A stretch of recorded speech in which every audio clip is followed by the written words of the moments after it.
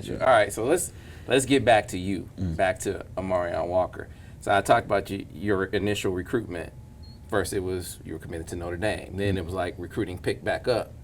You know, everyone in the South, Bama, LSU, all of them, and then Michigan, and you choose Michigan. You come to Michigan, and after your first year, you get recruited all over again. I'm talking about past the portal. You've decided to stay. Yeah.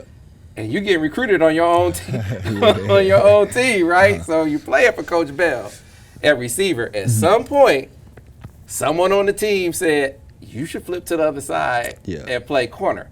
Take me through that. So, like you said, I started off with Coach Bell.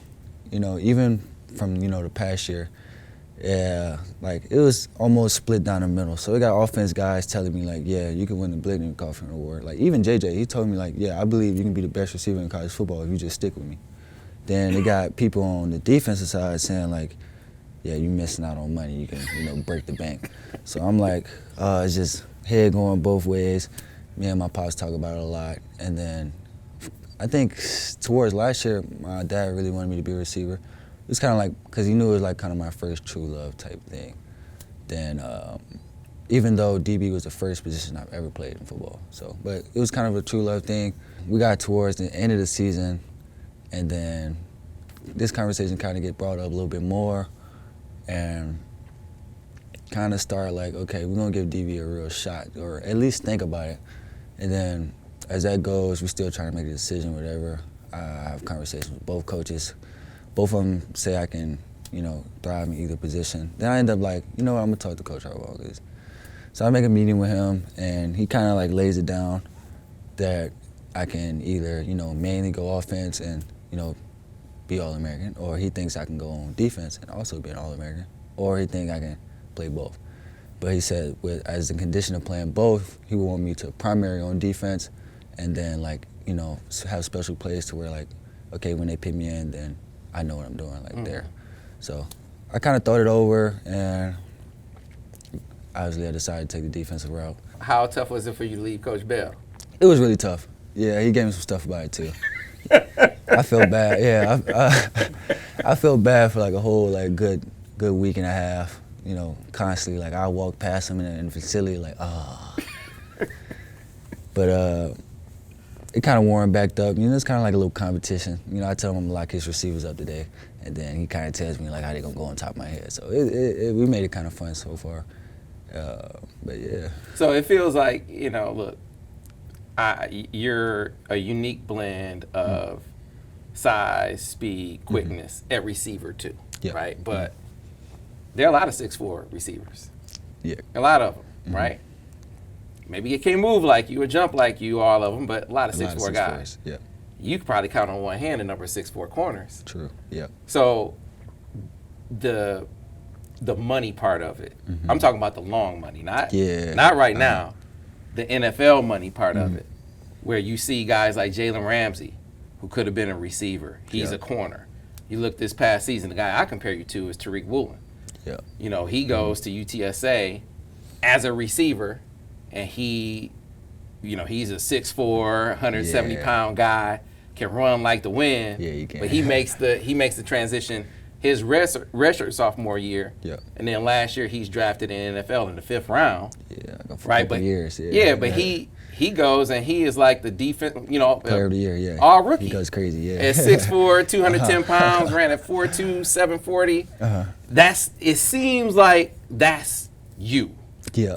And so did you kind of think about that? Let's set aside that you can really be an All-American, a DB at Michigan, is a clearer path to playing time. Did you think about the implications? Yeah. Pro-wise? That was a big factor. So, like a lot of family members and, even coaches, old coaches I talked to, they talked about like the rarity as you explained in the position. So like you said, there's a lot of 6'4" guys, not many 6'4" corners, especially that can move the way that I move. So they was thinking like, as far as, I think you could be a great receiver, but I think you can be like, Hall of Fame cornerback. So just having that in the back of my mind, I was thinking like, I'm gonna shoot for the stars. I'm gonna go for everything. So I kind of made that transition mostly on that factor of knowing, I can be great in this, but I can be, even more great in the other. So I kind of worked that route. Yeah, so when I first heard about the likelihood of the move, I thought immediately he's going to start. Yeah. And the reason why I thought that is there's no way they move this dude from receiver For nothing. where he could be a receiver Yeah. to go be a backup. Now, you still got to do your part, Yeah. but they didn't move you to sit, right? Right, yeah. But you got to go back that up. Mm-hmm. Know that you can run, know that you can change direction and cover. Really, really smart guy. I know you're going to pick up the defense. Oh, yeah. Here's what I don't know about you. Will you hit? Oh, yeah. Can you tackle? Will you stick your nose in there? What Yeah. about the physical part of it? Tackling is a mentality. So I feel like you can be, 160 pounds, or you can be, 240. It's definitely a mentality. It's also an art. You can learn how to do it, but it's a mentality. You go in there with knowing I'm finna bring it, and it's all gonna play out for itself. So and that's what I feel like I thrive in a lot. Confidence and knowing I'm better than who's standing in front of me, and being able to execute with that same type of confidence. And when I do got to come down and make a tackle, I'm gonna make sure you feel me. So for the next play, you don't run at me. All right, so we're gonna put you to the test. Now, I know that you can tell me a big play you made in coverage and practice. Let's start there. Take me through a big play in coverage that you made in practice. And I'm talking about whether it be last year or I'm really focused on this spring, one that really sticks out in your mind, like, man, I know that was an impressive play. Well, the last 2 practices I've had 2 interceptions, so I've been doing pretty well as far as trying to be like a ball hawk takeaway guy too. So probably either one of those plays from the last 2 practices. So give me the specifics of the plays. Like what happened? Who were you covering? How did you get the INTs? I think 2 practices ago, I was holding CJ, and I had him in the boundary. And I'm thinking, like, before the play even starts, what is some of the possibilities of the routes he's gonna run? Not too many. So I'm thinking, first thing that comes to my head is like, okay, he's gonna run a fade on me. I'm in the boundary, I'm 1-on-1. It's solo, and I know JJ's gonna try me. So as that play heads off, I'm playing outside leverage. He gives me something to the inside. I'm knowing he comes back out, because if he was gonna go to the inside, he was just gonna dive straight inside. So I kind of sit on it. He ends up coming back out. I play the route and then kind of like just get on top and turn around, the ball's right there. So it almost hit me in the helmet. So yeah. All right. How much of it is the offense? How much of it is the receiver? You just practice with the dude the whole That's a lot. year. So Yeah. how much of the tendencies and the knowledge of the playbook Yeah. is kind of assisting you as you're practicing right now? I'd say what helps me the most is, I know our receivers, but I feel like I haven't studied them enough to know, some of their natural tendencies or what they do a lot. I kind of like bank more on what possibility of what they could be running in that type of moment, or at certain points of the field, or just like trying to just take away things to where, okay, I know he's not running that, so I'm gonna play this way. So if he does come out here, okay, that's great that I already got myself in a good position. But if he do, I'm able to, get back to that too. So I try to bank that more of like eliminating and down to like a small list to be able to guess what he's doing, kind of. That was the question that I had about Mikey when Mikey had a transition, because I got to give Clink a whole lot of credit, because I remember talking to Clink. Great coach. Yeah, I remember talking to Clink last spring, right? And quiet as kept. I think Clink was trying to get you last spring, right? He was, yeah. But he got Mikey. Yep. And Mikey killed it Yeah, in practice. He was, yep. And so coming out of practice, players like yourself, to all the coaches, like, man, this dude is gonna be. We aren't gonna fall off at nickel. I'm like, come on, man, you coming off of Dax. I don't want to hear it, right? Yeah. But he gets in the season, Yeah. and he's really that guy. Yeah, he's good, really a standout player. My question wasn't about IQ or that he's a playmaker, because he was making plays on offense. Yeah. I just wonder how much of what he's doing is because he knows the scheme. He knows the plays. He knows the receivers. Clearly that wasn't it, because he went out and did it against all the other teams too. It's almost everything. He's a bookworm. He definitely knows the playbook inside out. like I said, knowing those tendencies of what they may be running helps him out a lot. Also has a mentality too, so like he's bringing it as well. You gotta have it on defense. But I say that is a big reason why he did so well last year, of just coming from the offense side. Have you picked his brain? Is that a guy who you link? Because he made the transition successfully. Oh, yeah. Do you talk to him? All the time. I say between Mikey and Will, when I fully, grasp everything about a DB, as far as like, learning from them too, it's gonna be bad. So yeah. So as far as like, if I can just keep leaking in from them and just able to take everything openly, and getting them tips from Mikey, and how he plays and how Will plays, and creating my own tips, finding out what works best for me. Yeah, it's gonna be scary. Okay. Yeah. All right. So you gave me a big play you made in coverage. Are you guys in pads, right? Yeah. You made a tackle yet? Yeah. So I haven't made a now boom tackle. I don't want to just you brought somebody down. Yeah. Give me somebody who you hit. And you understand this is on camera, so they're gonna know you said it. Yeah. Give me someone you hit. I haven't boomed anybody yet. Okay. Nothing crazy like that. Yeah. But I'm looking forward to that, getting opportunities. But as far as like tackling, yeah, when I get to them, it's mostly like I'm here, and then it's a pile, or I get there. I haven't really had like a one-on-one situation yet to be able to do that, I don't think. But when I do get that situation. Well, I will say this, I'm messing with you a little bit, because I know that you have that mentality, because I remember the first game of yours that I came to, I think I came to like 3. In that exhibition, man, it was because you had run by a couple DBs, and then you caught a pass in practice, and the dude, I mean, it was a personal foul. Oh yeah. It was as soon as I turned around, yeah, I remember that one. Yeah, it was a personal foul, man. It was definitely it would have been targeted if it was college, right? And you got right up. Yeah. And I was like, man, there's no way he's gonna stay. The hit was that hard. Yeah. I was like, there's no way he's gonna stay in this game. Yeah. And if you can stay in the game through that, I was like, okay, this dude is tough. Yeah. So you remember it though. I definitely remember that. Yeah. I had ran like it might have been a whole shot. Yeah, I think I had like a whole shot fade. They threw the whole shot, and then as soon as I caught it, it was like, boom. Yeah, I definitely remember that one. I'm low-key still kind of like, why you hit me this to this day? Yeah.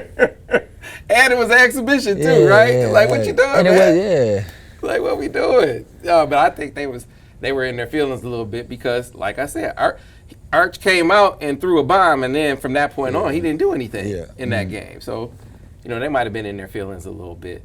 All right, so we just watched DJ Turner run a 4.26 in the combine. Now, we sat here, and Will Johnson, this is a year ago. This is when you were still 157. And he said, this dude will go kill the combine right now. He'll be the best athlete in the combine right now. So if you were that last year, that means with a year of Coach Herb, what we just saw DJ do, Amorion can do.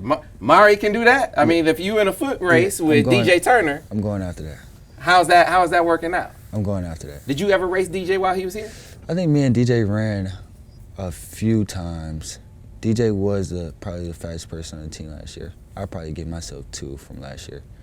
But as like I said, I was only a freshman then. So like I'm knowing like, yeah, if I'm running with the best, and he just ran 4.2. So I'm like, if I'm running with the best, then yeah, by the time I do leave, it's gonna be right. So, but as far as like you say combine, as what me and Herb are working towards, I'm definitely trying to be like at least top 10 all the time in everything I compete in. So like I said, I ran the 6.1 in the 3 cone the other day. I'm trying to be the best in that when I go.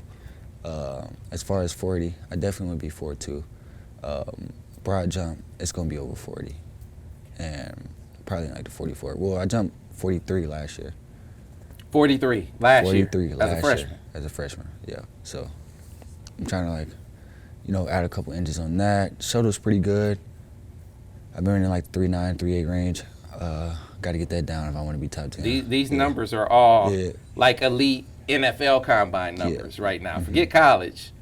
Like, you could be in the combine right now, and those numbers would be at the top or near the top. But you got some things to do on the field first. True. We get it. So you talked about the last couple of practices you have. How have you guys as a defense been doing? I know Will's not playing. You got some guys out. How do you guys as a defense How have you been doing, and what has been the toughest part this spring of your transition to corner? Because it's not you making plays every snap, I know. Yeah. So what's been the tough part of it?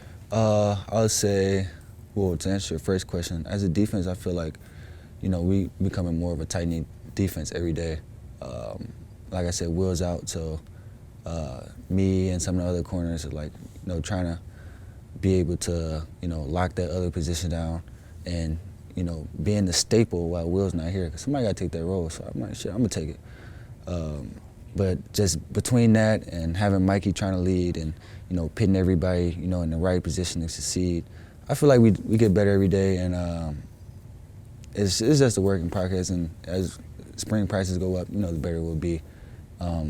As far as difficulties for me, I would say from playing receiver a couple years straight, I still got receiver tendencies. So some of the things to where like, okay, I'm used to, as a receiver, boom, I make a move, I need to know where the ball is at. So a lot of times I'm like, okay, I guarded him, I didn't look at the route, okay, now I'm looking at the quarterback, okay, and they may be probably they went to scrambling, he done ran the other way, and I'm looking at the quarterback. So like, it's just as far as like tuning in, eliminating some of those tendencies I had on offense and, perfecting the technique that I'm trying to learn right now as far as like not relying, because a lot of things I do, okay, yeah, I won that rep, but I won it off athleticism. Okay, he did that, but okay, I end up getting back in position because I'm this fast. Or I end up jumping his route just because, okay, I'm just that more athletic than him.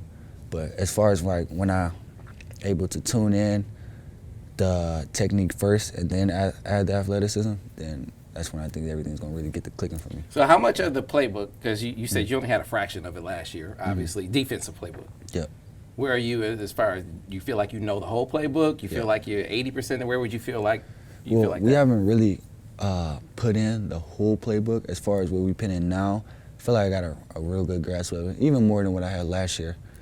So I feel like what I got in now, okay, I'm slowly trying to learn these things and then make sure I never mess it up again, because that's a big thing with our coaches as far as like, okay, we got to be able to trust you out there, because on offense you can mess a play up, you just ran the wrong route. Defense, that's a touchdown. Right. Yeah. Right. So as far as like, I'm trying to, okay, I learned this one coverage at one, but I'm gonna put everything into this one coverage at a time and make sure, okay, when they call that, boom, it's second nature, to where like I'm trying to learn multiple things at a time.